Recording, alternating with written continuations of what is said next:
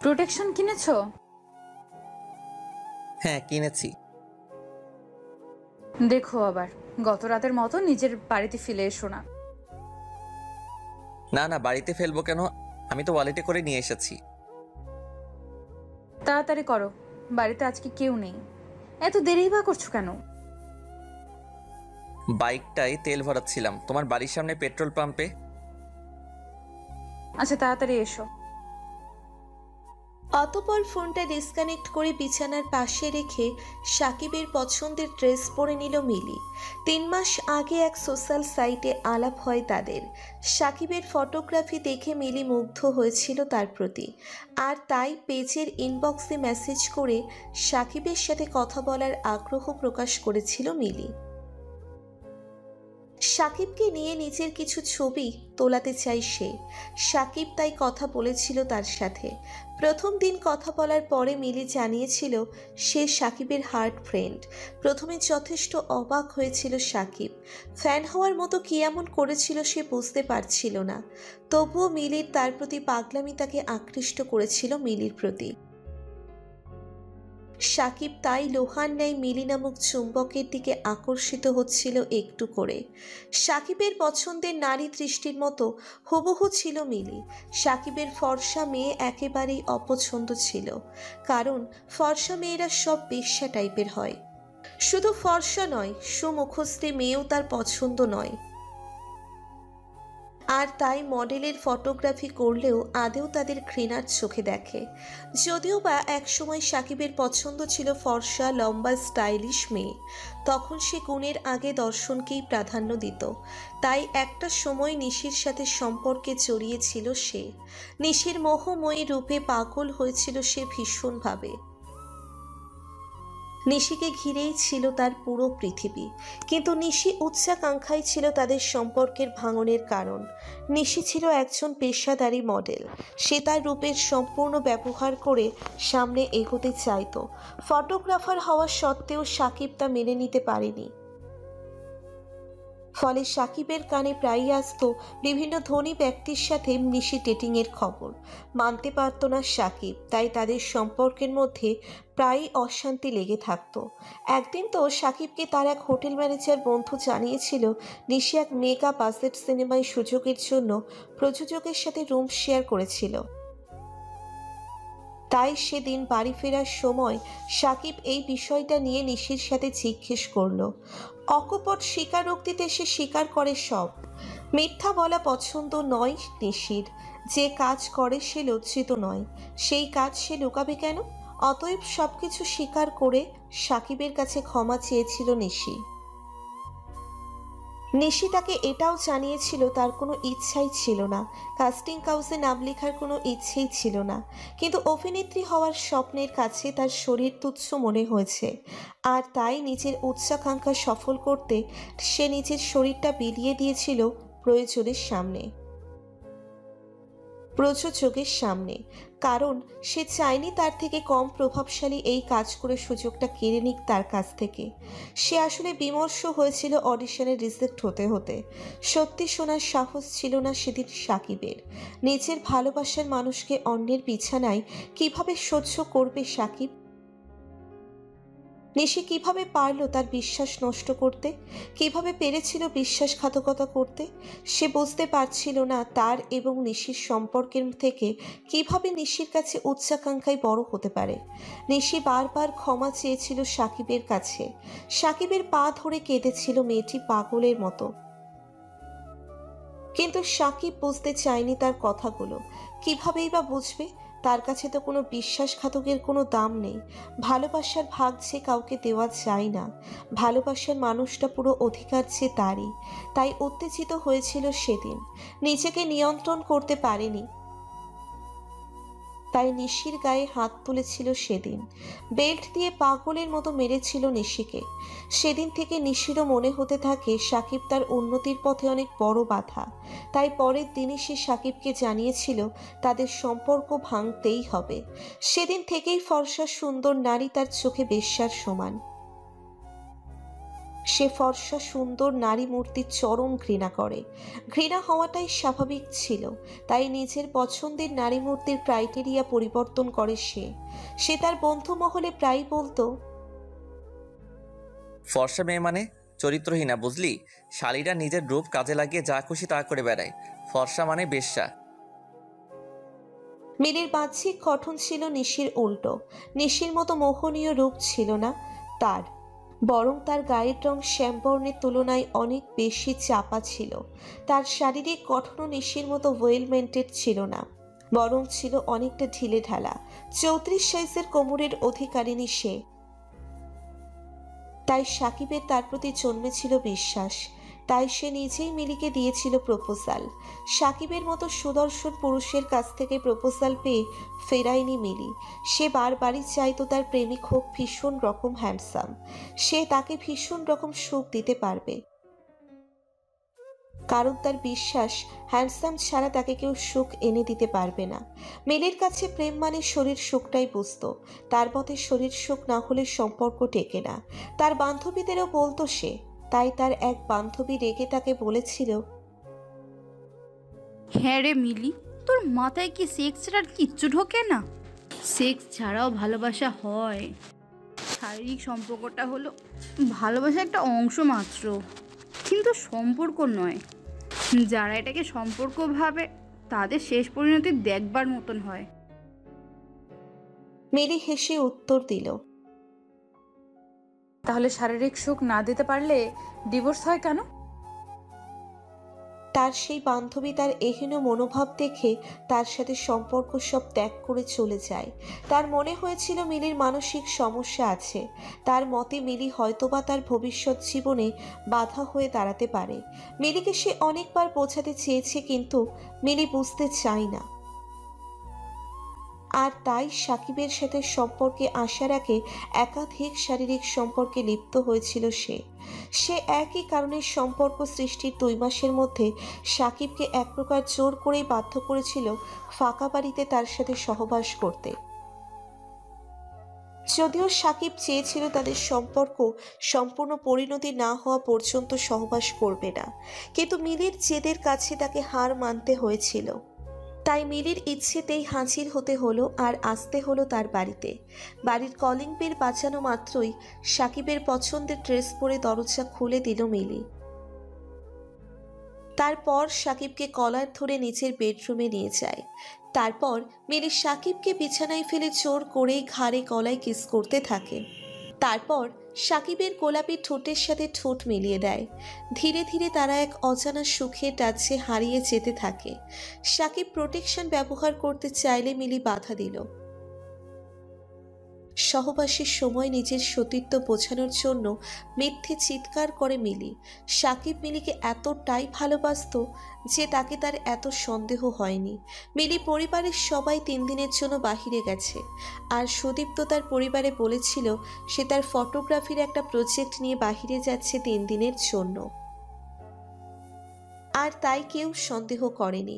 এই 3 দিন তারা খুব ঘনিষ্ঠ মুহূর্ত কাটিয়েছিল। প্রতিটা মুহূর্তে তারা মেতে উঠেছিল এক অজানা শিহরণে। সাকিবের সাথে শারীরিক উন্মাদনায় প্রতিদিনই মেতে উঠেছিল মিলি। সাকিব যেন তাকে পাগল করে দিয়েছিল। এর আগে কোনো পুরুষ তাকে এতটা তৃপ্তি দিতে পারেনি। যদিও বা সাকিবের পাশাপাশি অনেকের সাথে শারীরিক সম্পর্কে মেতে উঠেছিল সে। অনেকজনকে তো আবার সাকিবের সাথে বেস্ট ফ্রেন্ড, এমনকি দাদা হিসেবেও পরিচয় করিয়ে দিয়েছিল। সাকিব যেহেতু সব সম্পর্ককে সমানভাবে সম্মান করত, তাই সে সন্দেহ করেনি। 3 দিন পর মিলির বাড়ির লোক ফিরে আসার আগেই সাকিব বাড়ি ফিরে এসেছিল। সাকিবকে ছাড়া সে প্রায় পাগল হয়ে যায়। তাকে ছাড়া এক মুহূর্তও থাকতে পারে না। প্রায় তারা সময় কাটাতো বিভিন্ন হোটেলে। আজ প্রায় 7 মাস তাদের সম্পর্কের। হঠাৎ একদিন রাতে প্রচণ্ড উৎকণ্ঠা নিয়ে মিলি সাকিবকে ফোন দিয়ে বলল, সাকিব, আমার পিরিয়ড স্কিপ করে গিয়েছিল 3 মাস, তাই প্রেগনেন্সি টেস্ট কিট দিয়ে পরীক্ষা করায় পজিটিভ এসেছে রিপোর্ট। আরও নিশ্চিত হতে আমি ক্লিনিকে গিয়ে টেস্ট করেছিলাম, রিপোর্টে পজিটিভ এসেছে। কি করব আমি সমাজে মুখ দেখাতে পারবো না। এত দেরি হয়ে গিয়েছে যে অ্যাবর্শন করতে পারবো না। তাছাড়া দেশে করোনার কারণে পরিস্থিতিও অস্বাভাবিক। সাকিবের সাথে কান্নায় ভেঙে পড়েছিল মিলি। সে এই কমাসে ভালো করেই চিনতে পেরেছিল সাকিবকে। সাকিব যে কতটা ইমোশনাল সে ভালো করেই জানতো। সে এটাও ভালো করে জানতো সাকিবের মতো কেউ তার জীবনে না আসলে, কারণ সাকিবের মতো এতখানি বিশ্বাস তাকে কেউ করবে না। মিলির কথায় সাকিবের মনে লাড্ডু ফুটতেছিল। সে অনেক খুশি হয়েছিল। সাকিব তার কথা শুনে হেসে বলেছিল, আরে পাগলি, অ্যাবর্শন করতে কে বলেছে? ও আমাদের ভালোবাসার চিহ্ন, তাকে যে পৃথিবীতে আনতেই হবে। মিলি জানতো সাকিব এই কথাই বলবে, কারণ সে জানতো সাকিব খুব ইমোশনাল। এজন্য মিথ্যে প্রেগনেন্টের কথা বলে ইমোশনাল করে তোলে। আর তাই শুভ দিনক্ষণ দেখে বিবাহ বন্ধনে জড়ালো তারা। সোশ্যাল মিডিয়াতে সাকিব তাদের ছবি আপলোড করে উপরে ক্যাপশন করে লিখল, বাহ্যিক সৌন্দর্য নয়, মনের সৌন্দর্যই মনুষ্যত্বের পরিচয়।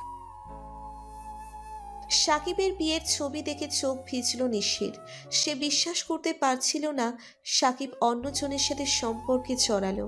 সে জানতো সাকিব তাকে ঘৃণা করে, তবে এত বেশি সেটা জানতো না। কেন আজ সম্পর্ক সে জেনেও অন্য কারো হতে দেখে চোখ ভিজল? তবে কি সে সাকিবকে এখনো ভালোবাসে? এসব ভাবতে ভাবতেই নিশি মেকআপ করা মুখ পেয়ে দুফোঁটা চোখের জল গড়িয়ে পড়ল।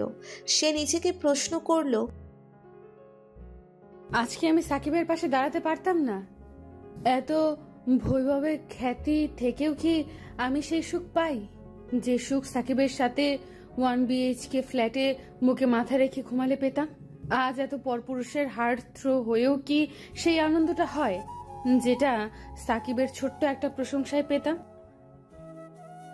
তার মনের মণিকৌঠো থেকে উত্তর আসে না। সে বুঝতে পারে উচ্চাকাঙ্ক্ষা চরিতার্থ করতে গিয়ে সাকিবের বিশ্বাস ভাঙাটা তার ভুল ছিল। হয়তো ভুল নয়, তীব্র অন্যায় হয়েছে, যা ক্ষমার অযোগ্য। কিন্তু কি আর করার, সাকিব আজ অন্য কারোর। তাকে ফিরে পাওয়ার রাস্তাও আজ থেকে বন্ধ, কারণ সে নিজের উচ্চাকাঙ্ক্ষার কাছে বিসর্জন দিয়েছিল নিজের ভালোবাসাকে।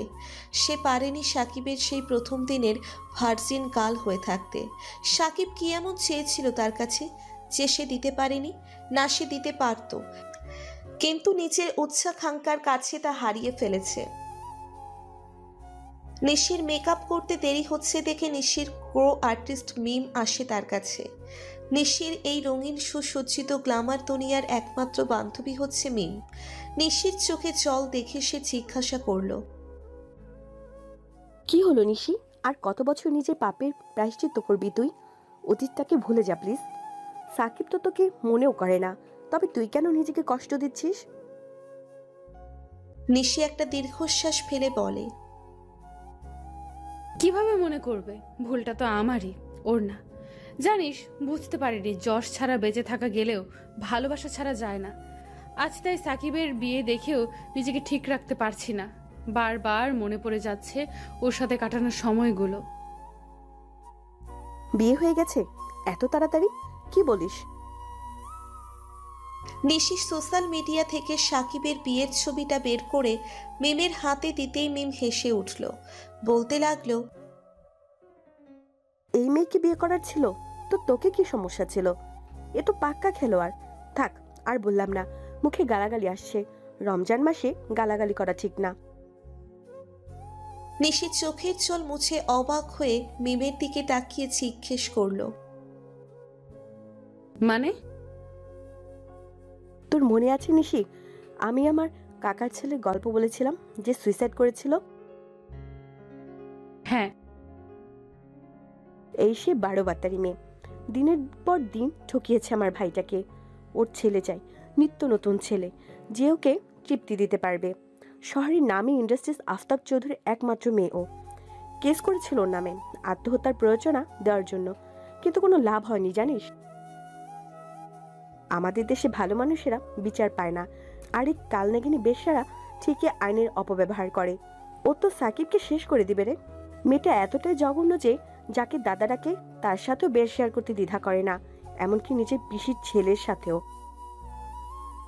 তবে কি জানিস, মেয়েটার বাহির দেখে এরকম মনে হয় না। সবাই ওকে সতী লক্ষ্মী ভাবে, কিন্তু সমাজ সুন্দরীদের চরিতার্থ ভাবলেও এদের ভাবে না, কারণ এরা নন ভার্জিন হয়ে ভার্জিনের মতো চিৎকার করতে জানে, যা পুরোটাই অভিনয় ছাড়া আর কিছুই নয়। সব কিছুরই তো অ্যাডভান্টেজ আছে, এরা সেটাও ব্যবহার করে। তবে কি জানিস, সাকিবের টাইমলাইনে প্রায়ই দেখতাম সে আমাদের মতো সোকল সুন্দরীদের নিয়ে বাজে মন্তব্য করত আর বলতো আমরা চরিত্রহীনা। কিন্তু ও জানতো না রূপ দিয়ে কখনো চরিত্র বিচার করা যায় না।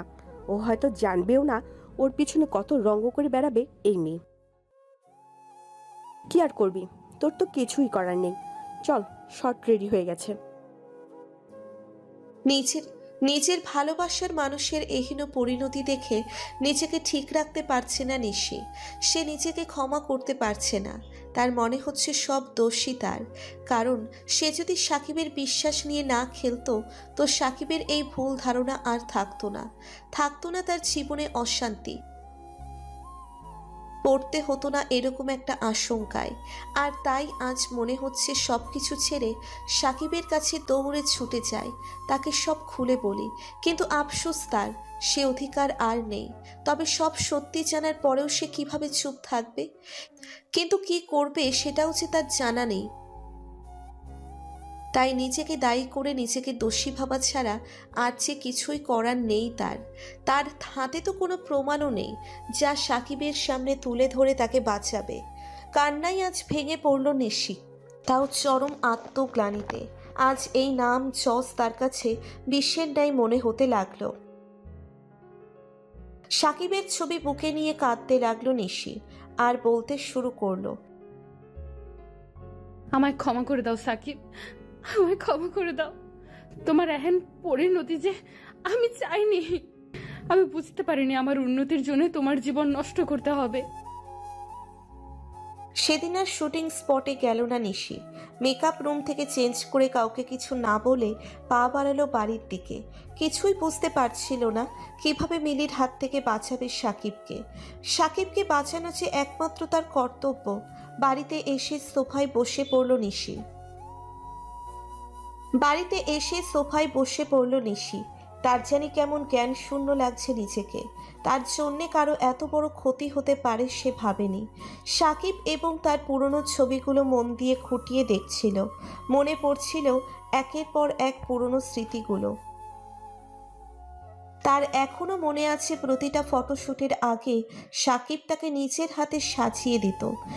মাঝে মাঝে যখন তার রান্না করা হয়ে উঠত না, তখন সাকিব তাকে নিজ হাতে রান্না করে খাইয়েও দিত। আজও তার মনে পড়ে তার সেই পিরিয়ডের দিনগুলো। অসম্ভব যন্ত্রণায় যখন সে ছটপট করত, সাকিব তখন তার জন্য জল গরম করে হট ওয়াটার ব্যাগে করে সেক দিয়ে দিত তাকে কোনো কাজ করতে দিত না সারাদিন। সে সাকিবের দিকে তাকিয়ে অবাক নয়নে ভাবত, কোনো ছেলে এতটা ভালো কি করে বাসতে পারে? আমার বাবাকে তো সবসময় দেখতাম মায়ের সাথে গায়ে হাত তোলা ছাড়া কথাই বলতো না। সত্যি বলতে সাকিব নিশির জীবনে একটা আশীর্বাদ স্বরূপ ছিল। নিশির আজও খুব কষ্ট লাগে যখন মনে পড়ে সে লিভিনে গেলে সাকিবের সাথে।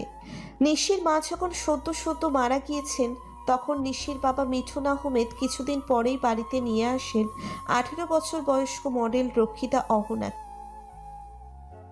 নিজের চোখের সামনে নিজের বাবার এহেন নোংরামি মেনে নিতে পারছিল না নিশি। দমবন্ধ হয়ে আসছিল তার প্রতিটা মুহূর্তে। এরকমই একটা মুহূর্তে আত্মহত্যার পথ বেছে নিয়েছিল নিশি। ঠিক করে দিয়েছিল আজই শেষ করে দিবে সব। স্টেশনে গিয়ে বসেছিল অনেকক্ষণ। ট্রেনের সামনে ঝাঁপ দেওয়া ছাড়া আর কেই বা করার ছিল তার। সে ঝাঁপ দিতেই চাচ্ছিল, কিন্তু হঠাৎ পার্সে রাখা ফোনটা বেজে ওঠায় সে সম্বিত ফিরে পায়। কারণ তখন তার ক্লাসমেট সাকিব ফোন করেছিল। নিশিও মনে মনে তাকে পছন্দ করত।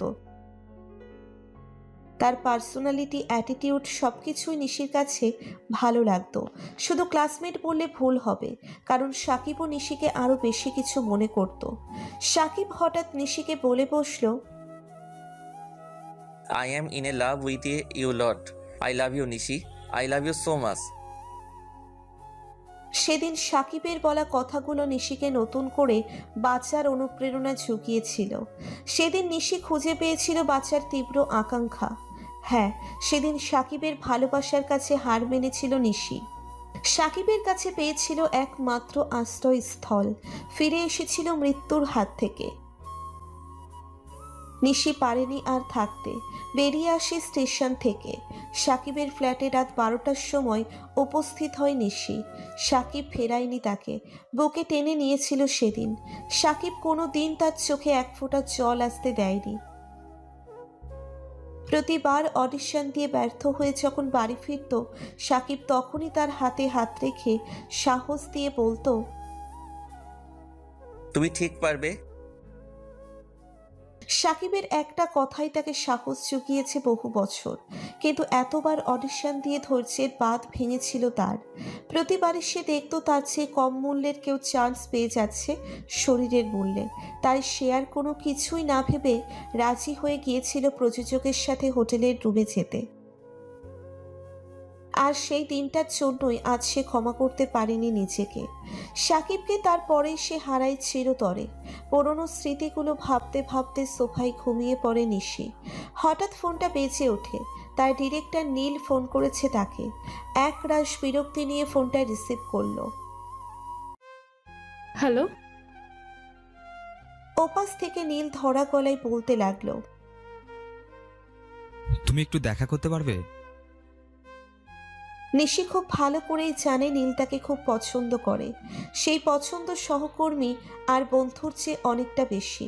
কিন্তু তার স্ত্রী আত্মহত্যার কারণ হিসেবে নীলের নাম শোনায় সে নীলের মধ্যে দেখতে পায় তার বাবার প্রতিচ্ছবি। তাই নীলকে একেবারেই পছন্দ করে না সে। তাই নীলের প্রশ্নের উত্তরে ভদ্রতার সাথে জানালো, আজকে পারবো না। আসলে সাকিবের ব্যাপারই ছিল, তোমার সমস্যা থাকলে তোমার বাড়িতে আসছি। সাকিবের ব্যাপারে কথা বলবে তাই নিশি আর নিষেধ করেনি। নিশি বসতে দিল। বাড়িতে আসার পর নীলকে বসতে দিল নিশি। নীল তার দিকে তাকিয়ে বলল, নিশি, আজকে মিমা আমাকে সাকিবের বিয়ের ছবি দেখিয়ে বলল তোমার শুটিংয়ে না আসার কারণ। তোমার উপর একটু রাগ হয়েছিল। একইভাবে সাকিবের উপর প্রচণ্ড রাগ হয়েছিল, কারণ এই সিনেমাটা বহুকাল ধরে ঝুলছে। আমি যেহেতু সাকিবকে আরো আগে থেকে ব্যক্তিগতভাবে চিনতাম, তাই সাকিবকে মেসেজ করে বলতে চেয়েছিলাম সে যেন তোমাকে ব্লক করে। কিন্তু ওর প্রোফাইল অন করতেই আমি মিলি নামের একটা মেয়ের ছবি দেখি। মনে আছে আমি তোমায় বলেছিলাম আমার স্ত্রী আত্মহত্যা করেছিল? নীল চোখটা রুমাল দিয়ে মুছে বলল, এই মিলির বেস্ট ফ্রেন্ডই ছিল আমার বউ। আমার বউয়ের নাম ছিল নীলাঞ্জনা। 12 বছরের সম্পর্ক পরিণতি পেয়েছিল আমাদের দুজনের সম্মতিতে। আমরা দুজন দুজনকে পাগলের মতো ভালোবাসতাম। আমার সব কয়টা শুটিং স্পটে থাকতো নীলাঞ্জনা। ও যেন আমার জীবনের চরম ইন্সপিরেশন ছিল। একদিন নীলাঞ্জনাই আমাকে মিলির সাথে পরিচয় করিয়ে দেয়। বলেছিল মিলি ওর বন্ধু নয়, ওর বোন। শুনে খুশি হয়েছিলাম। জানো, নীলাঞ্জনাকে কেউ ভালোবাসলে আমার খুব ভালো লাগতো, আর তাই মাঝে মাঝে মিলির সাথে হাই হ্যালো করতাম। একদিন আমার এক শুটিং স্পটের বাইরে মিলির সাথে দেখা হয় আমার। ওর গাড়ি খারাপ হয় লং ড্রাইভে এসে। আমি ওকে ওর বাড়ি অব্দি লিফট দেই। ওর বাড়িতে এসে বসতে দিয়েছিল আমাকে। ফর্মালিটির জন্য সেটাও করি। মিলি চলে যায় ঘরের ভেতরে। এক অদ্ভুত রকমের খোলামেলা ড্রেস পরে আসে আমার সামনে। তার আকার ইঙ্গিতে আমি বুঝে গেলাম সে কি করতে চায়, কিন্তু ততক্ষণে অনেক দেরি হয়ে যায়। সে আমার পাশে এসে বসে। তার অতি স্বল্প পোশাক আমার অস্বস্তির কারণ হয়ে দাঁড়ায়। আমি তাই তার দেওয়ার কোল্ড ড্রিঙ্কসটা খেয়ে তার বাড়ি থেকে বের হতে চেয়েছিলাম, কিন্তু মাথা ঘুরে পড়ে যাই। তারপর কি হয়েছে আমার মনে নেই। ঘুম থেকে উঠে বাড়ি ফিরে আসি, কিন্তু শরীরটা প্রচণ্ড দুর্বল লাগছিল। বাড়ি ফেরার পর নীলাঞ্জনাকে শরীর ক্লান্ত লাগার কথা জানালে কড়া করে 1 কাপ চা করে দেয়, কিন্তু তাও ক্লান্তি মেটে না। সেদিন ক্লান্তির কারণে ঘুমের সাগরে হারিয়ে গিয়েছিলাম। কিন্তু পরের দিনে মিলে আমাকে কিছু খারাপ ভিডিও MMS করে পাঠায়, যেখানে আমি তার সাথে সুখের সাগরে ভাসছিলাম। তারপর থেকে সে প্রায় আমাকে দিয়ে তার চাহিদা মেটাতো আর বলতো ভিডিওটি ইন্টারনেটে ছাড়িয়ে দেবে। নীলাঞ্জনাকে সাহস করে কিছু বলতে পারিনি, আর তাই অনিচ্ছাকৃতভাবে প্রতিদিনই তার সাথে বেড শেয়ার করতে হতো। ধীরে ধীরে নিজের উপর ঘৃণা জন্মেছিল, তাই একদিন শুটিংয়ের নাম করে তার কাছে যায়নি। ভেবেছিলাম আমার কোনো দোষ নেই, আমি কেন সহ্য করব, কিন্তু বাড়িতে এসে দেখলাম আমার নীলাঞ্জনা ঘুমের ওষুধ খেয়ে চির শান্তির ঘুমে ঘুমাচ্ছে। সুসাইড নোটে লিখেছিল মিলের সাথে আমার অবৈধ সম্পর্ক নাকি তার মৃত্যুর জন্য দায়ী। প্রিয়জনের আঘাত সহ্য করতে পারেনি আমার নীলাঞ্জনা। মিলের পুলিশের সাথে অবৈধ সম্পর্ক করে জেল থেকে বের হয়ে যায়, কিন্তু আমি ছেলে হওয়ায় তা পারিনি। তবে যদি পুলিশ সিনিয়র মেয়ে হতো তাহলে আমিও চেষ্টা করতাম। বিনা দোষে সব হারালাম আমি। সাকিবও আমাকে ঘৃণা করতে লাগলো, কারণ সে নীলাঞ্জনার খুড়তুতো ভাই হতো। মিলিকে ও চিনত না, কিন্তু আমার চিনত খুব ভালো করে। কান্নায় ভেঙে পড়ল নীল। মিলির সত্যি শুনে হতভম্ব নিশিও। সে বুঝতে পারছিল না এত কিছু কেউ কি করে হতে পারে, কিভাবেই বা কেউ নিজের বেস্ট ফ্রেন্ডের ঘর ভাঙতে পারে। নিশি স্তম্ভিত হয়ে গেল। নীল তাকে বিদায় জানিয়ে চলে গেল। নীল চলে আসার পর নিশি পাপ বোধ বেড়ে গেল আরও কয়েক গুণ। আজ তার কেরিয়ার মনে হচ্ছে গলার ফাঁসির মতো। মনে হচ্ছে সব ছেড়ে কোথাও পালিয়ে যেতে। খুব ইচ্ছে করছে সাকিবকে জড়িয়ে ধরতে, তার বুকে মুখ লুকিয়ে কাঁদতে ইচ্ছে করছে, কিন্তু সাকিবকে যে জড়িয়ে ধরার অধিকার সে হারিয়ে ফেলেছে। আজ অনেকক্ষণ হয়েছে মিলি বাথরুমে দরজা বন্ধ। সাকিবও তাকে বিরক্ত করেনি। মিলির আসল রূপ ধরা পড়েছে সাকিবের সামনে। সাকিব জানতে পেরেছে মিলি তাকে ফাঁসিয়ে বিয়ে করেছে, কারণ মিলি কোনো দিন অন্তঃসত্ত্বা ছিলই না। সাকিব মর্মাহত হয়েছিল মিলির এহেন মিথ্যা সম্পর্ক দেখে। নিশিকে হারিয়ে মিলিকে আঁকড়ে ধরে সে বাঁচতে চেয়েছিল, কিন্তু মিলি যে তার সাথে প্রতারণা করবে কখনোই সে ভাবতে পারেনি। শুধু মিলির এরকম মিথ্যের সম্পর্ক দেখে সে বলেছিল, মিলি এই মিথ্যের ঠিক কি দরকার ছিল? মিলি কোনো উত্তর দেয়নি। কোনো অপরাধ বোধও তার আচরণে পরিলক্ষিত হয়নি। সাকিব শুধু অবাক হয়েছিল তার এরকম আচরণে। কিছুদিন পর সাকিব তার এক বন্ধুর কাছ থেকে জানতে পারে মিলি কল্ট বয় হায়ার করতে খুব ভালোবাসে। সাকিবের যে মডেল বন্ধুটি তাকে এই তথ্যটি দিয়েছিল, সে নিজেও পোর্টফোলিওর টাকা জোগাড় করার জন্য কল্ট বয়ের কাজ করে। সাকিব প্রথমে বিশ্বাস করতে চায়নি, কারণ তার কাছে মিলি ছিল লক্ষ্মী মন্ত্রার স্বরূপ। সাকিবের হিসেবে ফর্সা সুন্দর মুখশ্রী, সুন্দর শারীরিক গঠন বিশিষ্ট মেয়ে মাত্রই চরিত্রহীনা, কিন্তু মিলির মতো মেয়েরাও যে চরিত্রহীনা হয়,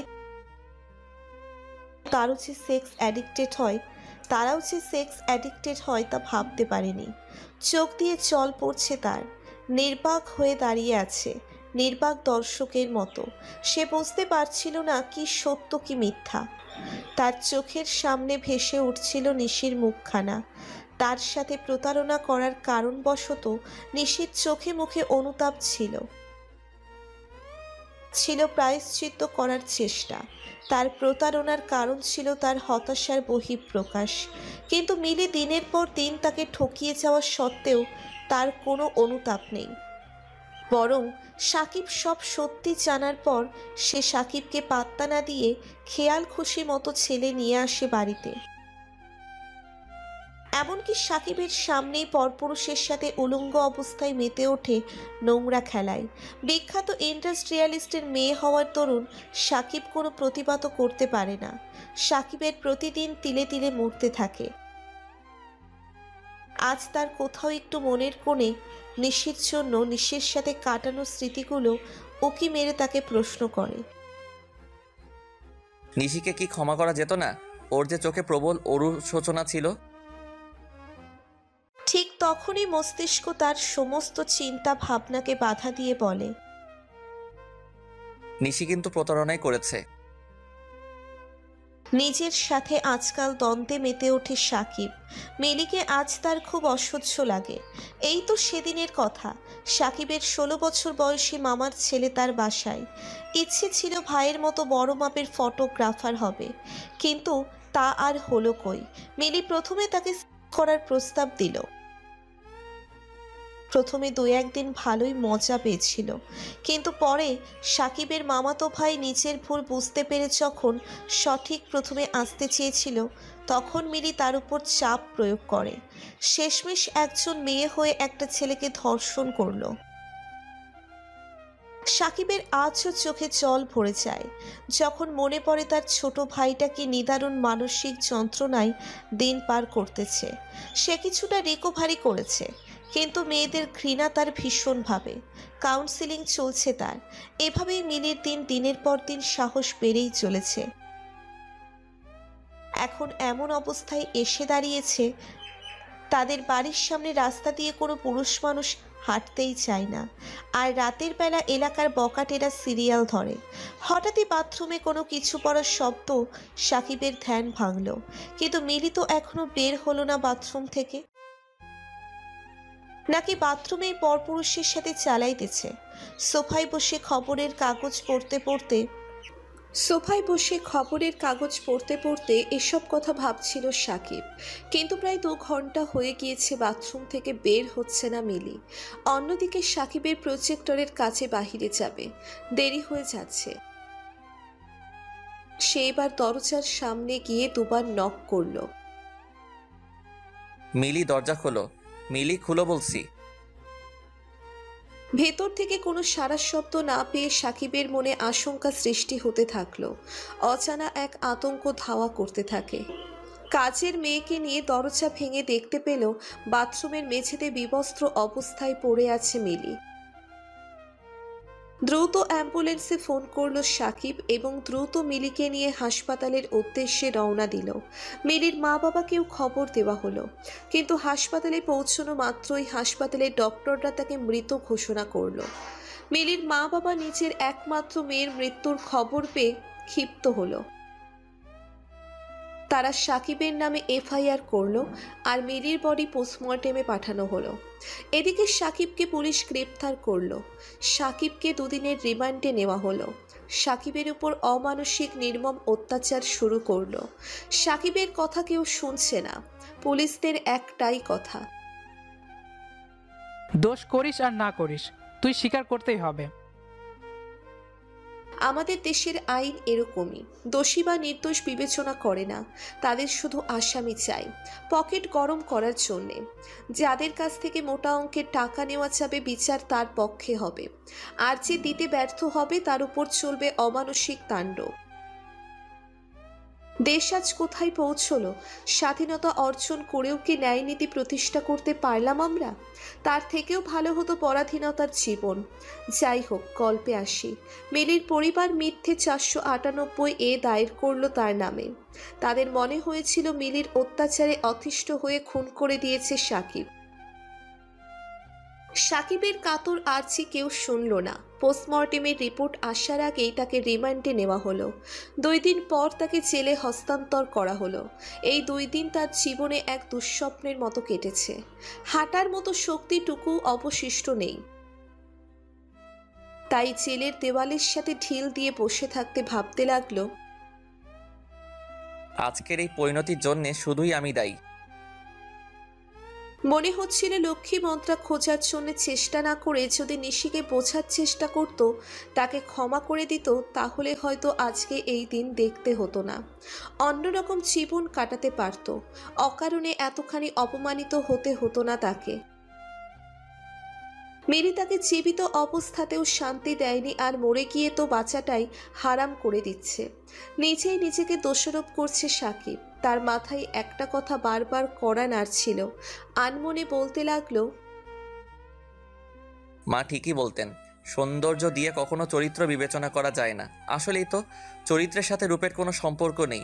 দেখতে সুন্দর হলেই যে চরিত্রহীনা, আর দেখতে খারাপ হলে যে চরিত্র ভালো, কিংবা দেখতে ভালো হলে যে চরিত্র খারাপ, অথবা দেখতে খারাপ হলে যে চরিত্র খারাপ। এই ধারণাগুলোই যে বোকা বোকা।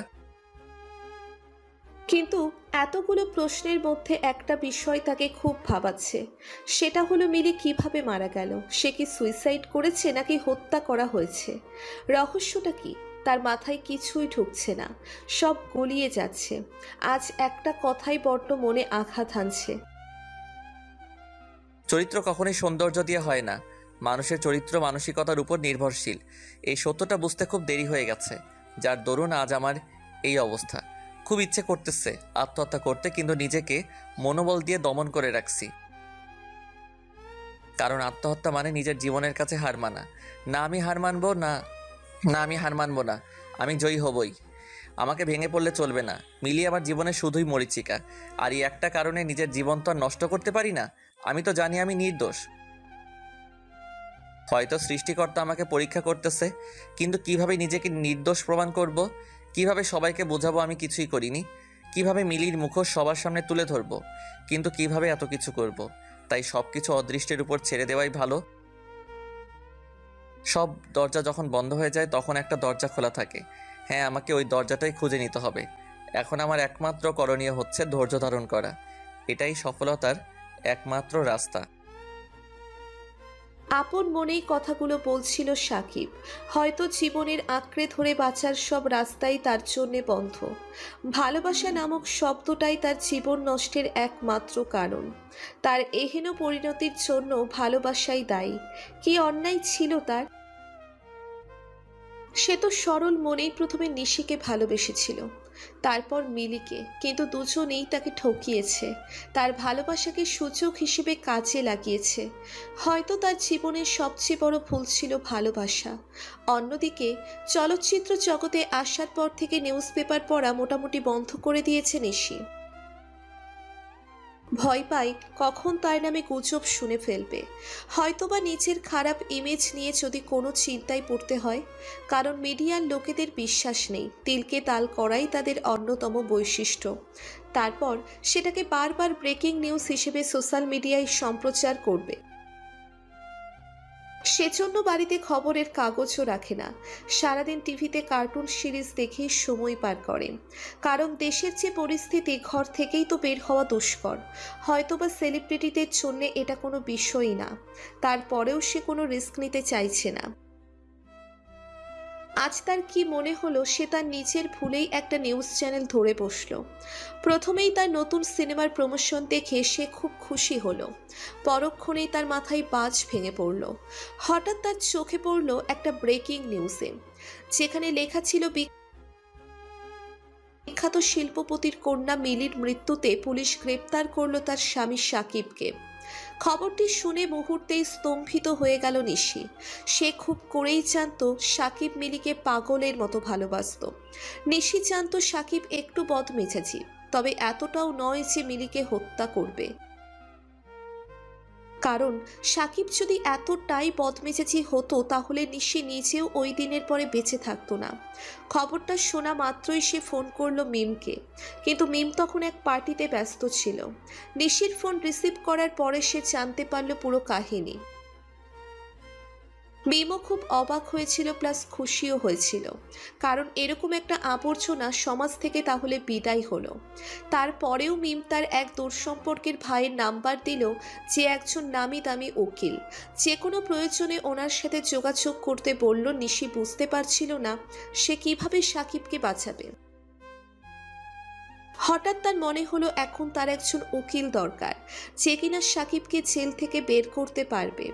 আর মিম তো তাকে একজন উকিলের নাম্বার দিল। আর দেরি করা যাবে না, এখনই উকিলের সাথে ফোনে আলাপ করে থানায় রওনা দিতে হবে। যা করার খুব দ্রুত করতে হবে।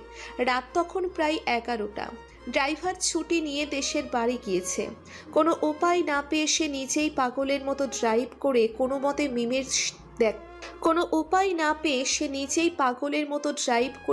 মতে মিমের দেখানো সেই অফিসিয়াল লয়ারের কাছে গেল। নিশি বাড়িতে থাকতেই উকিলের সাথে কথা বলেছিল, তাই আর কোনো সমস্যায় পড়তে হয়নি।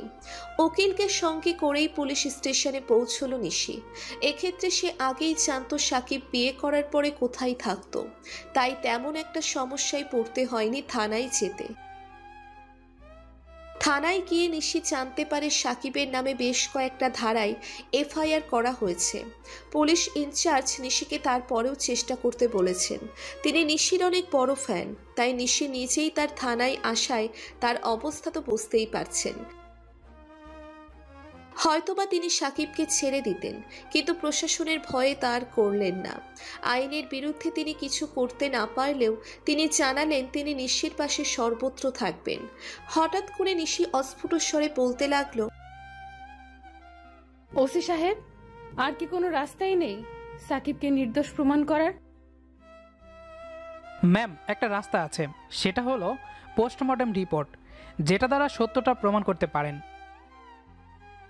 কিন্তু পোস্টমর্টম রিপোর্ট কবে আসবে? আপাতত আরো 3-4 দিন সময় লাগবে। এতদিন সাকিবকে এখানে রাখা যাবে না, যা করার খুব তাড়াতাড়ি করতে হবে। আমি বলি কি, কোনোভাবে জামিনের ব্যবস্থা করা যায় না? আচ্ছা নিশি, আমি বরং জামিনের জন্য কোর্টে আপিল করি, কি বলো?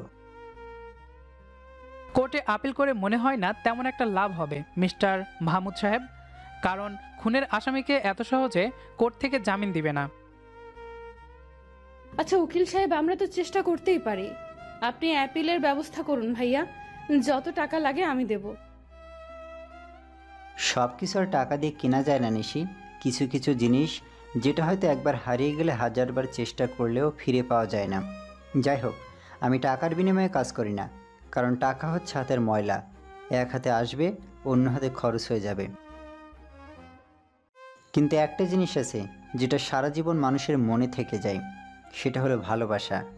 আর আমি এই ভালোবাসার জন্যই কাজ করি, কারণ এই আইনের মারপ্যাচে পড়ে অনেক মা তার সন্তানকে হারিয়ে ফেলে, কেউ বা তাদের বেঁচে থাকার অবলম্বন হারিয়ে নিঃস্ব হয়ে পড়ে, কেউ হয়তো প্রিয়জনকে হারিয়ে সুইসাইড করতে বাধ্য হয়। আর আমি চাই না কোনো নির্দোষ ব্যক্তি তার প্রিয়জনের কাছ থেকে হারিয়ে যাক। তাই সততা ও নিষ্ঠার সাথে নিজের দায়িত্ব পালন করতে চাই, অসহায় মানুষের পাশে দাঁড়াতে চাই। জীবনের শেষ নিঃশ্বাস অবধি এটাই করব। আচ্ছা ভাইয়া, সরি, আসলে আমার মাথা ঠিক ছিল না। আপনি তো জানেনই আমার উপর দিয়ে কি যাচ্ছে, কিছু মনে করেন না। আপনি আপনার মতো করে করেন প্লিজ। আচ্ছা, আমি আজকে জামিনের জন্য কোর্টে আপিল করতেছি। তার আগে সাকিবকে কিছু জিজ্ঞেস করার আছে। তুমি কি আমার সাথে তার কাছে যাবে? আচ্ছা ঠিক আছে, আপনি যান, কিন্তু আমার বিষয়ে কিচ্ছু বলবেন না, কারণ আমি চাই না আমার এই মুখ নিয়ে তার সামনে যেতে, কারণ তার এই অবস্থার জন্য আমিই দায়ী। আচ্ছা ওসি সাহেব, আপনি আমার সাথে চলুন জেল কাস্টাডিতে। আর নিশি, তুমি বাড়ি চলে যাও, আমি তোমাকে ফোনে সব জানিয়ে দেব।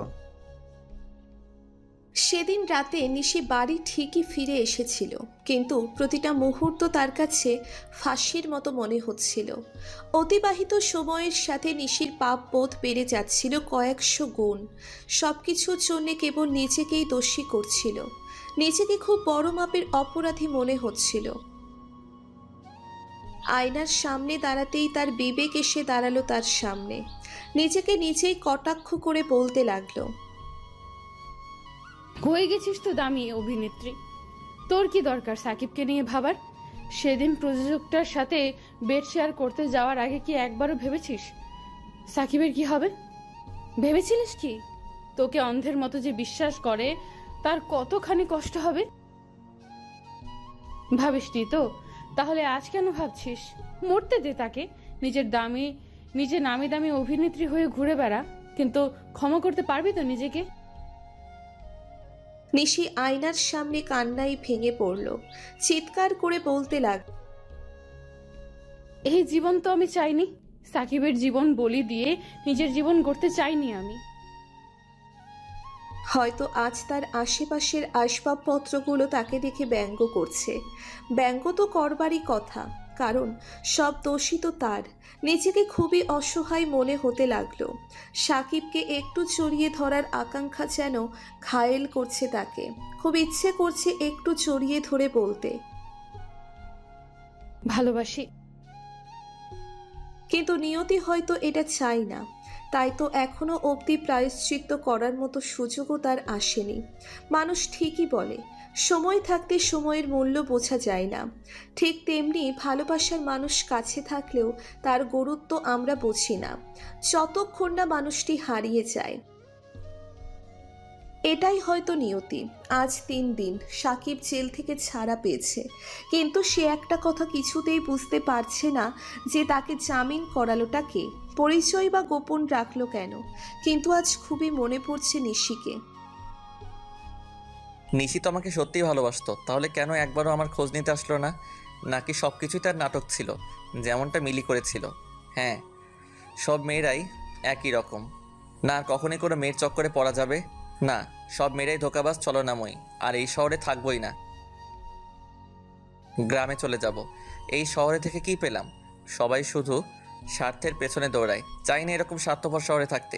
কি দোষ করেছিলাম আমি? আমি তো কারো কোনো ক্ষতি করিনি। অনেক বড় বড় স্বপ্ন ছিল, হাতে হাত রেখে দুইজনে এক পথে চলার ওয়াদা হয়েছিল, কিন্তু সে ভালোবাসাটা আজ বদলে গেছে। সামান্য অভিনেতা হওয়ার জন্য নিজেকে বিলিয়ে দিল। শুধু বদলাতে পারিনি আমি, এত বড় বড় স্মৃতি বানিয়ে ছোট করে চলে গেল ছলনাময়ীটা। আজ মনে হয় দুইজনের মাঝে কিছুই ছিল না। তার দেওয়া কষ্টগুলো ভুলতে মিলির মতো শ্যামবর্ণের মেয়ের সাথে সম্পর্ক করেছিলাম, কিন্তু সেও একজন বেশ্যার থেকে কম ছিল না। হয়তো ভালোবাসাটাই আমার জীবনে বড় ভুল। আর কখনোই কাউকে ভালোবাসবো না। সব কিছু থেকে মুভ অন করে ফিরে আসতে হবে। হ্যাঁ, সব কিছু নতুন করে শুরু করব, আর কারো মিথ্যা মায়ায় জড়াবো না। আজকেই এই শহরটা ছেড়ে চলে যাব। এরকম হাজারো ধিক্কারে ফেটে পড়ল সাকিব, আর নিচের জামা কাপড় গুছিয়ে নিয়েই বাস স্টেশনের দিকে হাঁটা ধরল। পুরো দমে হাঁটতেছে, কিন্তু শেওলা হাইওয়েতে আসা মাত্রই এমন কিছু দেখতে পেলেও যা দেখে আর নিজেকে ঠিক রাখতে পারল না। হয়তো আর বাড়ি ফেরাই হবে না। আজকেই হয়তো পৃথিবীর মায়া ত্যাগ করে ওপারে পাড়ি জমাতে হবে। এই জগৎ সংসার খুবই নিষ্ঠুর, কারো সুখ কেউ সহ্য করতে পারে না। সাকিব নিশির হাত ধরে অনবরত কেঁদেই চলেছে। আজ যেন তার কান্নাই থামছে না। তার একটা ভুল ধারণার জন্য আজ তার জীবন থেকে নিশিকে হারিয়ে ফেলতে বসেছে। হয়তো আর কখনোই নিশি ঘুমানোর আগে জড়িয়ে ধরবে না, রাগ করলে জোর করে কিস করবে না, হয়তো জ্যোৎস্না রাতে হাতে হাত রেখে হাঁটার জন্য আর বায়না ধরবে না, হয়তোবা কেউ আর ফুচকার দোকানে ঝাল খাইয়ে কিস করার বাহানা খুঁজবে না। কেবি হয়তো আর বলবে না জান ভালোবাসি, লাভ ইউ পাগল। কেবি হয়তো বলবে না খুব ক্ষুধা পেয়েছে, একটু পাপ্পি দাও না। কেউ জেদ ধরবে না একই প্লেটে ভাত খাওয়ার জন্য, কারণ হারিয়ে যাওয়া স্মৃতি একদিনের হলেও তা কাদায় সারা জীবন। নিশি হয়তো আমার জীবনে পরীক্ষা স্বরূপ এসেছিল, কিন্তু আমি সেই পরীক্ষায় ফেল করেছি। আমি অপরাধী। হ্যাঁ, আমি অপরাধী। আমার কারণে একটা নিষ্পাপ মেয়ে, যে কিনা আমাকে খুব ভালোবাসতো, সে আজ প্রতিটা মুহূর্তে মৃত্যুর সাথে লড়াই করছে শুধুমাত্র আমাকে বাঁচাতে গিয়ে। আপনারা ভাবতেছেন সেদিন কি এমন হয়েছিল যার জন্য নিশির এই অবস্থা? তাহলে চলুন অতীত থেকে ঘুরে আসি। সেদিন নিশির শুটিং থেকে বাড়ি ফেরার পথে গাড়ি খারাপ হয়ে যায়, যার কারণে গাড়ি থেকে বের হয়। কিন্তু বের হওয়া মাত্রই যা দেখলো, নিজের চোখে যেন বিশ্বাসই করতে পারতেছে না। কারণ কয়েকজন মাস্তান টাইপের লোক সাকিবের দিকে বন্দুক তাক করে দাঁড়িয়ে আছে, আর তাদের পেছনেই দাঁড়িয়ে আছে শহরের নামি দামি ইন্ডাস্ট্রিয়ালিস্ট আফতাব চৌধুরী। নিশি যেন বাকরুদ্ধ হয়ে পড়েছে, কথা বলার ভাষা হারিয়ে ফেলেছে। এদিকে সাকিব বিশ্বাসই করতে পারছে না যে আফতাব চৌধুরী এতটা নিচে নেমে যাবে, নিজের মেয়ের দোষ তার উপর চাপাবে। হয়তো আজ তাকে মৃত্যুর স্বাদ গ্রহণ করতে হবে। হঠাৎ বন্দুক চলার শব্দে সাকিব ভয়ে চোখ বন্ধ করে ফেলে, কিন্তু না, তার তো কোনো জায়গায় গুলি লাগেনি। তবে কি সে ভুল আওয়াজ শুনেছে? কিন্তু চোখ খোলা মাত্রই তার দুনিয়া অন্ধকার হয়ে আসছিল, কারণ নিশি নিজের জীবন দিয়ে সাকিবের জীবন বাঁচিয়ে দিয়েছে। হ্যাঁ, সেদিন নিশি তার ভালোবাসার মর্যাদা রেখেছে নিজের জীবন দিয়ে। নিশি তার ভুলের প্রায়শ্চিত্ত করেছে। নিশির পুরো জামা রক্তে লাল হয়ে আছে। নিশি মাটিতে ঢলে পড়তেছে। সাকিব যেন পাগলের মতো হয়ে গিয়েছে। সে এক প্রকার দৌড়ে নিশিকে নিজের কোলে নিয়ে নেয়। নিশি, তুমি এটা কেন করলে? নিশি, আমার জন্য নিজের এত বড় ক্ষতি কেন করলে? নিশি, তোমার কিছু হয়ে গেলে আমি বাঁচবো না। নিশি, সাকিব, আমাকে মাফ করে দাও। আমি হয়তো আর বাঁচবো না। এত ভুল করেছি, এবার অন্তত প্রায়শ্চিত্ত করার সুযোগ দাও। না, তোমার কিছু হবে না। তোমার কিছু হলে আমি বাঁচবো না। জানো সাকিব, আমার না খুব ইচ্ছে করতেছে তোমার বুকে মাথা রেখে একটু ঘুমাতে, যেমনটা আগে রাখতাম। জানো, আমি সেদিন নিজের ইচ্ছেতে যাইনি হোটেলে। আমাকে পানি দিয়ে উত্তেজনার ওষুধ দেওয়া হয়েছিল, তাই আর নিজেকে সামলাতে পারিনি। জানো সাকিব, তুমি যখন আমাকে সেদিন বেল্ট দিয়ে মেরেছিলে, সেদিন আমার না খুব ব্যথা হয়েছিল, কিন্তু আমার ততটা কষ্ট হয়নি যতটা তোমার বউয়ের অতীত জেনে কষ্ট হয়েছিল। জানো, আমার না খুব চিন্তা হতো যদি তোমার কিছু করে দেয়। আল্লাহর কাছে প্রতিদিনই তোমার জীবন ভিক্ষা চাইতাম। হ্যাঁ, আল্লাহ আমার জানটাকে বাঁচিয়ে, কিন্তু হয়তো আমাদের মিলনটা আর হলো না গো। শেষবারের মতো একবার বলবে ভালোবাসি? না থাক, আমার মতো একজন বেশ্যাকে বলে নিজের মুখ পাপিষ্ঠ করো না। না, তোমার কিছুই হবে না। আমি তোমাকে হাসপাতালে নিয়ে যাব। তোমার কিছু হলে আমি বাঁচব না নিশি। সাকিব, আমার না খুব কষ্ট হচ্ছে সাকিব। হঠাৎ নিশি অজ্ঞান হয়ে পড়ে। সেদিন সাকিব নিশিকে হাসপাতালে ঠিকই নিয়ে আসছিল, কিন্তু ভাগ্য খারাপ হলে যা হয়। কারণ সচেতনতা মস্তিষ্কের কর্টেক্সের মাধ্যমে পরিচালিত জ্ঞানী ও দক্ষতামূলক কর্মকাণ্ডগুলোর গুণগত দিকগুলোর সাথে সম্পর্কিত, যার মধ্যে রয়েছে মনোযোগ, সংবেদনশীলতা, স্পষ্ট স্মৃতি, ভাষা, কোনো কাজ সম্পন্ন করার ক্ষমতা, সাময়িক ও স্থানিক অবস্থান অনুধাবন করা ও বাস্তবতা বিচার করার ক্ষমতা। স্নায়ুবিক দৃষ্টিকোণ থেকে চেতনা পরিচালিত হয় সেরিব্রাল কর্টেক্স বা ধূসর অংশ থেকে, যা মূল মস্তিষ্কের বাইরের অংশ, ও রেটিকুলার অ্যাক্টিভেটিং সিস্টেম থেকে, যার অবস্থান ব্রেন সিস্টেমের ভেতরে। কিন্তু নিশির সেগুলো কোনোটাই সক্রিয় নয়। ডাক্তারি ভাষায় বলতে হবে নিশি কোমাতে চলে গেছে। এতে পুরো দোষটাই সাকিবের। কি এমন দোষ করেছিল নিশি যে ক্ষমা করা যেত না? এখানে তো তার কোনো দোষ নেই। নিশি তো নিজের উচ্চাকাঙ্ক্ষার বশে ভুল করে ফেলেছে। কিন্তু সাকিব তো চাইলে তাকে সঠিক পথে নিয়ে আসতে পারত। নিজের ভালোবাসার বেড়া ছেলে মুড়িয়ে নিশির জীবন থেকে সকল পাপ ধুয়ে মুছে দিতে পারত। কিন্তু পুরো সত্যি না জেনে সে নিশিকে এত শাস্তি দিল। সাকিবের চোখ থেকে কয়েক ফোঁটা নোনা জল তার গাল বেয়ে গড়িয়ে নিশির মুখে এসে পড়ছে। সাকিবের চোখের পানি এক ফোঁটা নিশির চোখের উপর পড়তেই নিশির চোখ টিপুনি দিয়ে ওঠে, সাথে হাতটাও হালকা নাড়িয়ে ওঠে। সাকিবের চোখ নিশির চোখের দিকে পড়তেই সাকিবের মুখে হাসি ফুটে ওঠে। এই পাগলি, তুমি তোমার চোখটা মাত্রই নড়ালে, তাই না? তার মানে তুমি আমার কথা শুনতে পাচ্ছ, তাই না? কি হলো, কথা বলছো না কেন? আমি জানি তো তুমি আমার কান্না একদমই সহ্য করতে পারো না, তাই তো সেদিন আমার জন্য নিজের জীবন বলি দিতে বসেছিলে। আর এখন চোখের ইশারা করে আমাকে কান্না করতে বারণ করছো, তাই না পাগলি? তুমি একবার সুস্থ হও, আমি আর তোমাকে কষ্ট দিব না। পৃথিবীর সেরা বর হয়ে দেখিয়ে দিব। ডাক্তার, ডাক্তার কোথায় আপনারা? প্লিজ তাড়াতাড়ি আসুন ডাক্তার। সাকিবের চিল্লা চিল্লিতে সকলে কেবিনের মধ্যে প্রবেশ করে। কি হয়েছে? এমন উত্তেজিত হচ্ছেন কেন? দেখুন না, আমার পাগলিটা একবার চোখ নাড়ানোর পরে আর নাড়াচ্ছে না। আপনি প্লিজ উত্তেজিত হবেন না, আমাদের দেখতে দিন। ডাক্তার নিশিকে দেখার পর, হাউ ইজ পসিবল?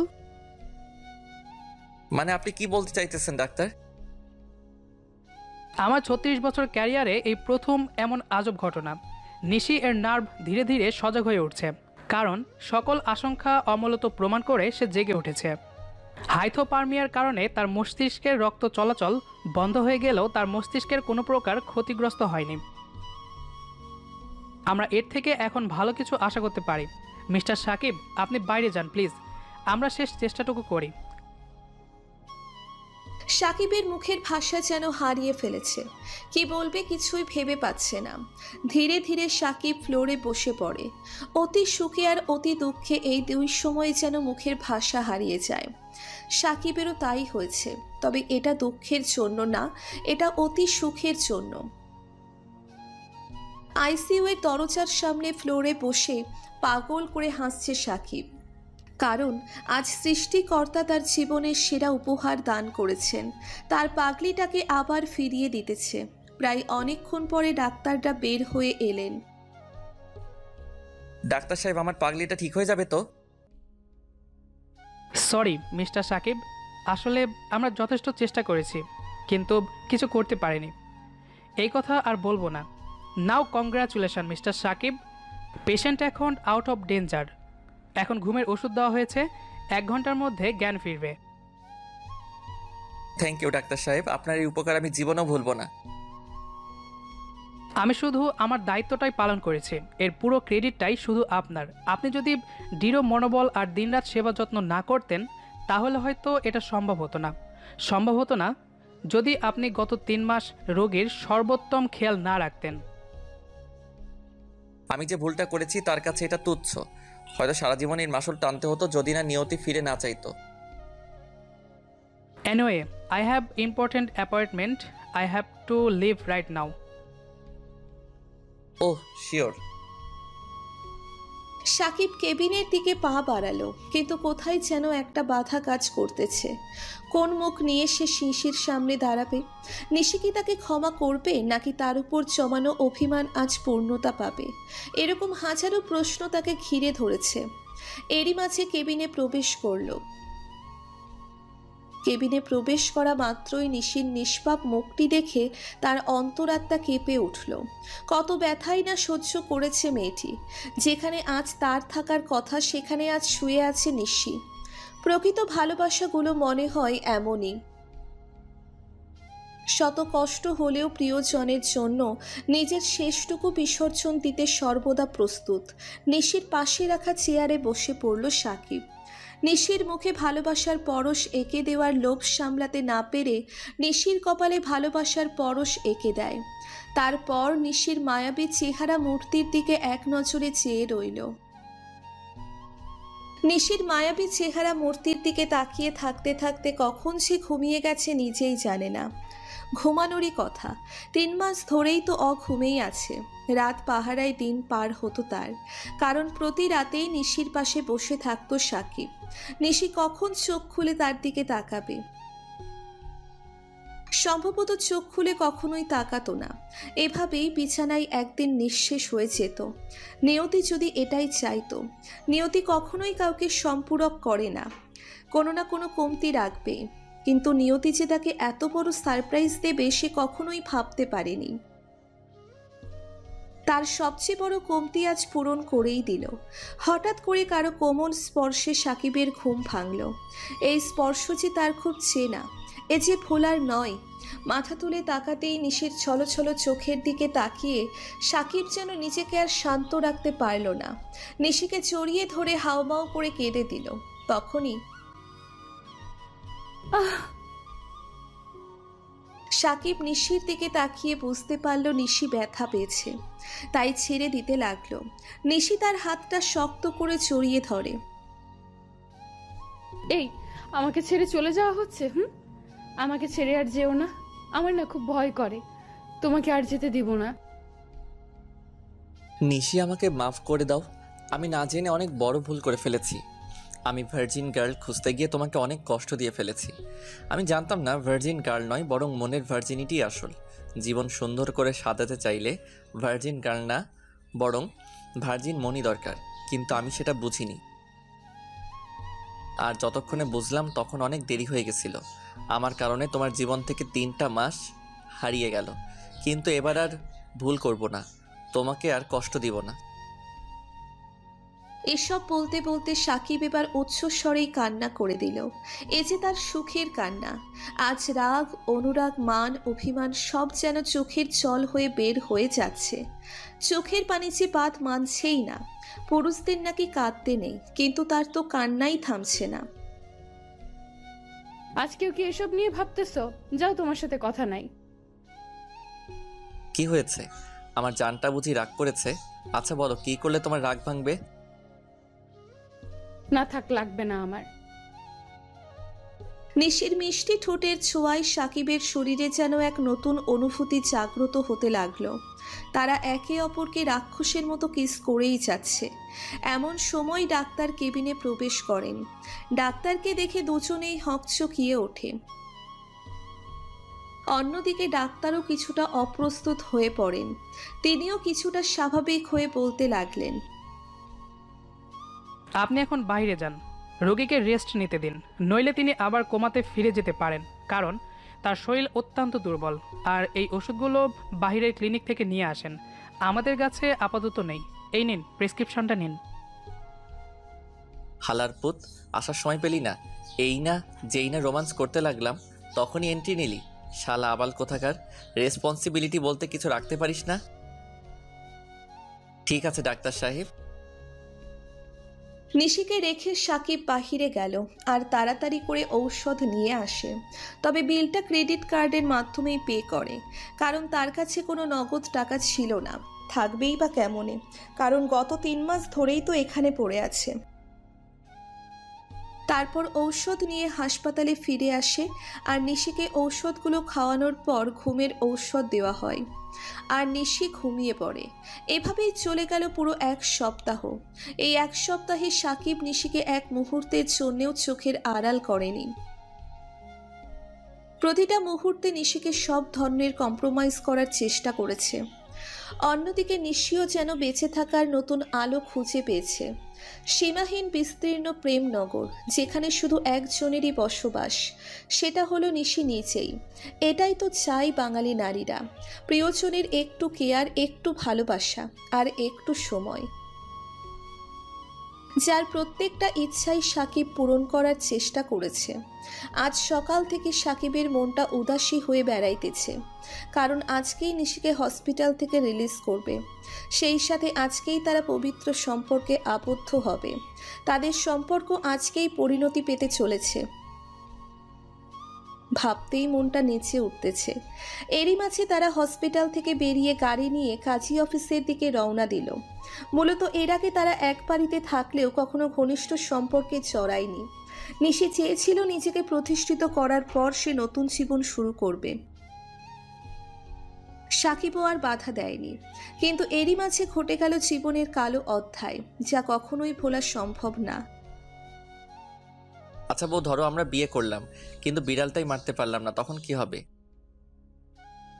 ওই ছ্যামরা, আমি কি এখনো তোরে বিয়ে করছি নাকি? তাহলে বিড়াল মারতে যাবো কোন দুঃখে? বিয়ে করি নাই, কিন্তু করবো তো।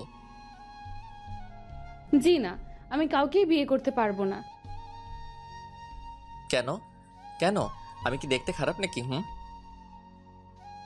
না, বিষয়টা এরকম না, তবে বিয়ে করতে পারি একটা শর্তে। তোমার সব শর্ত মানতে পারি, এখন বলো কি শর্ত মানতে হবে? প্রথমে আমাকে প্রপোজ করো, তারপর ভেবে দেখব। করতেছি, দাঁড়াও। এই বলে গাড়ি থামিয়ে পাশের ফুলের দোকান থেকে ফুল নিয়ে আসলাম। তারপর মিশন স্টার্ট করলাম। জানি না তোমাকে দেখার পর কি হয় বা কিভাবে হয়, শুধু জানি সারা জীবনের জন্যে কিছু অনুভূতি জমা হয়েছে, যেটা তোমাকে হীনা কল্পনা করাই বৃথা। তুমি আর আমার অবসরে নেই রে, অভ্যাসে পরিণত হয়েছ। সেই অভ্যাস যা কখনোই ত্যাগ করা সম্ভব না। আর তুমি আমার অনুভবে নয়, বরং অস্তিত্বেই মিশে গেছো। একটাই চাওয়া, এই অস্তিত্বের সমাপ্তি যেন কোনো দিনই না হয়। তোমাকে সত্যি ভালোবেসে ফেলেছি, অনেক বেশি ভালোবেসে ফেলেছি। I love you Nishi, I love you so much. Now will you marry me? I love you too. তারপর আমরা কাজটা সাইরা ফেলাইলাম। ওই মিয়ারা উল্টাপাল্টা ভাবেন কেন? আর আমরা তো বিয়ের কথা বলছি, মানে কাজী অফিসে গিয়ে শুভ কাজ সাইরা ফেলাইলাম। আজকে আমার আর নিশির বাসর রাত। আজকে কেন জানি না খুব শরম করতেছে। এত শরম কোথায় যে রাখি, এই কথা বলতেও শরম করতেছে।